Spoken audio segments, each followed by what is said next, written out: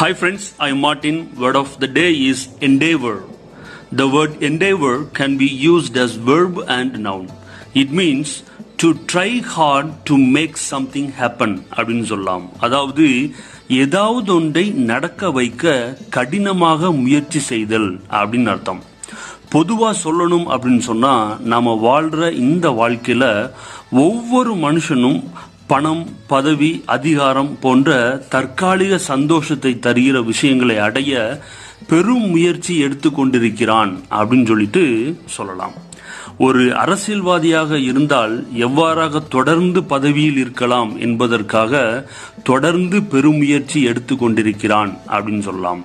ஆனால் அதே நேரத்தில் ஒரு விஞ்ஞானியாக இருந்தால் எவ்வாறு மற்றொரு கிரகத்தை அடையலாம் என்ற பெருமுயற்சி எடுத்துக்கொண்டிருக்கிறான்.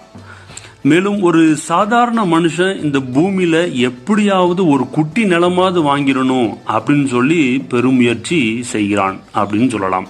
ஸோ இவராக ஒவ்வொரு மனிதனும் ஏதாவது ஒன்றை அடைவதற்காக பெருமுயற்சி எடுத்துக்கொண்டே இருக்கிறான் அப்படின்ட்டு சொல்லலாம்.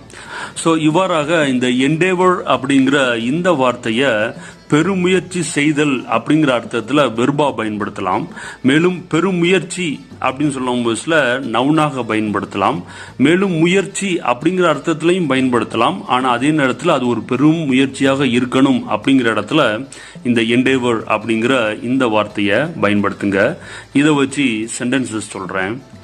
I endeavor every day to make this channel big அப்படின்னு சொல்லலாம். அதாவது இந்த சேனலை பெரிதாக்க நான் தினமும் பெரும் முயற்சி செய்கிறேன் அப்படின்னு அர்த்தம்.